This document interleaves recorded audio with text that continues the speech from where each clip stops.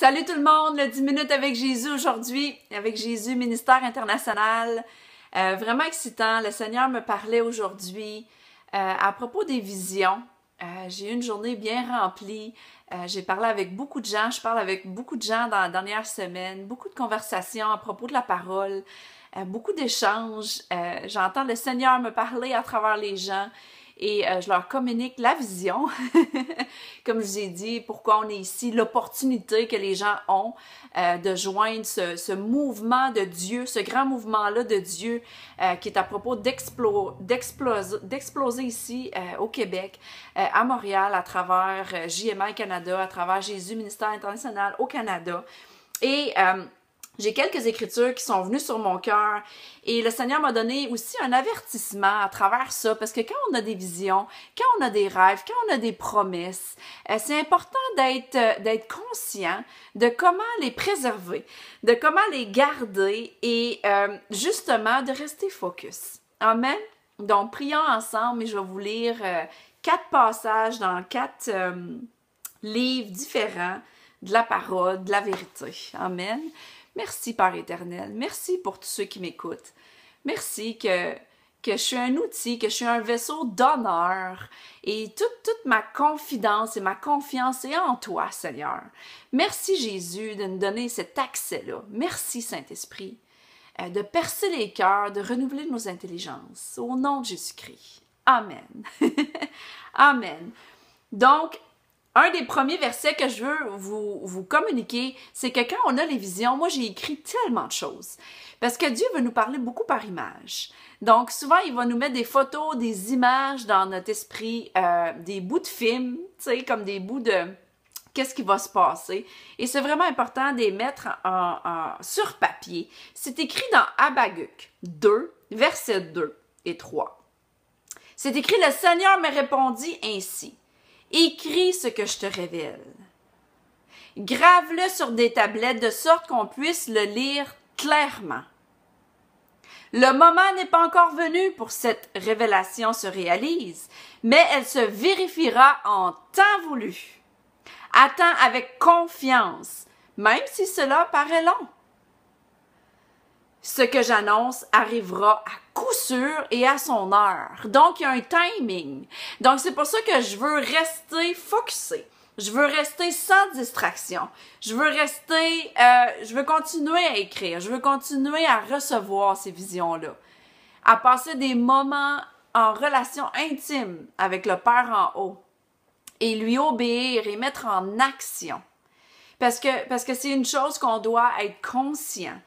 Et ce que j'aime, ce que l'apôtre Paul a dit, j'ai trouvé un autre verset, il dit dans 2 Corinthiens 12, verset 1, il dit « Faut-il se vanter? Cela n'est pas convenable. J'en viendrai cependant à des visions et des révélations du Seigneur. » Donc, on s'entend-tu qu'on a tous et chacun des visions et des révélations? De la même façon que l'apôtre Paul avait les siennes. Et qu'est-ce qu'il a fait? Il a écrit la plupart du Nouveau Testament.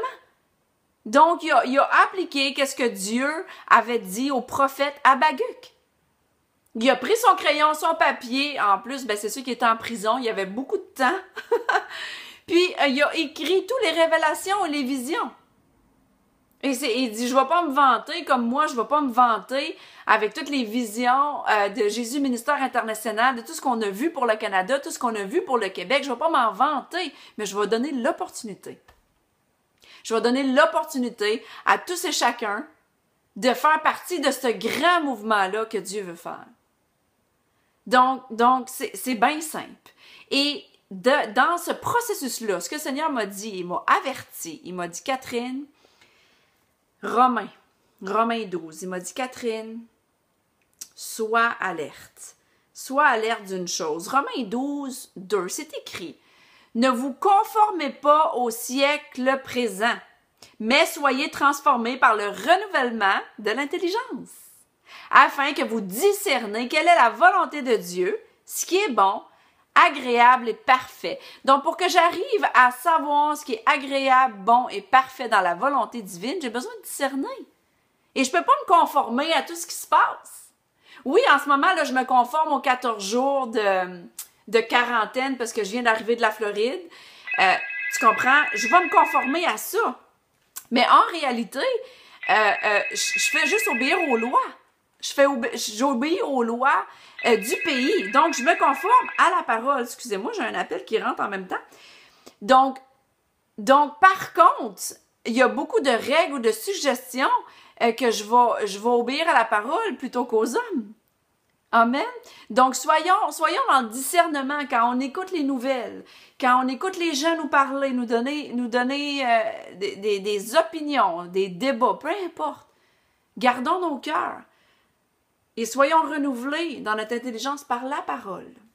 Et le dernier verset, que je vais finir là-dessus, qui est vraiment important, c'est le verset 1 Corinthiens 15, 33. Ne vous y trompez pas, donc qu'on ne soit pas trompé. Amen. Les mauvaises compagnies sont la ruine d'une bonne conduite. Donc, tu peux pas avoir plus clair que ça. Jésus, il était tellement focus sur sa mission. Il en a choisi 12, il y en avait plus que ça, tu comprends? À un moment donné, on voit qu'il y en a genre 72 qui envoient en mission, mais il se tenait toujours avec 12, il y en avait toujours juste 2, 3 alentour de lui. Il était très focus et tout ce qu'il faisait avait un but et un objectif. On le sait qu'on est appelé à être dans le monde. On le sait qu'on est appelé à être à l'extérieur avec les gens. Mais de là à se tenir avec quelqu'un, de toujours parler avec quelqu'un, ça a vraiment besoin d'être quelqu'un qui croit dans la vision, premièrement, qui est connecté avec le Saint-Esprit avec toi. Parce que si tu as des mauvaises compagnies avec qui tu tiens, ça peut être la ruine de la bonne conduite que le Seigneur veut pour nous. Donc c'est une chose que le Seigneur m'a dit, sois alerte à ça. Amen. Sois alerte. J'ai passé quelques temps avec quelques personnes cette semaine, puis ça m'a vraiment béni. Puis je dis, oh Seigneur, c'est-tu bénissant de passer avec des gens que tu le sais, qui t'amènent vers le haut, qui t'amènent vers la bonne conduite, qui n'essayent pas de t'influencer avec le mal. Tu sais, ça fait que ça protège nos visions. Amen. Donc, soyez prêts à ce que Dieu veut faire en ce moment au Québec. Il m'a montré toute la gloire. En fait, ça va être à travers la planète. Le mouvement que Dieu est en train de faire en ce moment, il m'a montré, c'était à travers la planète, que sa gloire, là, j'ai vu comme un épais nuage de sa gloire bleue à travers la planète. Écoutez, je ne vais pas donner tous les détails de la vision, mais c'est grand. Puis c'est à travers la planète. Dieu, et je vous le dis, on peut vraiment pas se fier à ce qu'on voit en ce moment à la télévision. On peut vraiment pas se fier à ce qu'on voit, les règles gouvernementales, tout ça. C'est pas un de mes sujets de conversation. Je suis juste focusée pour les âmes. Je suis focusée pour le royaume. Qu'est-ce que je peux faire pour les gens aujourd'hui? Qu'est-ce que je peux faire pour l'avancement de l'établissement de la branche canadienne? Et qu'est-ce que je peux faire pour ouvrir les opportunités, les écluses des cieux pour tous ceux et celles qui veulent nous joindre? Alors voilà! Donc je vous aime fort. Puis on se revoit au prochain 10 minutes pour Jésus!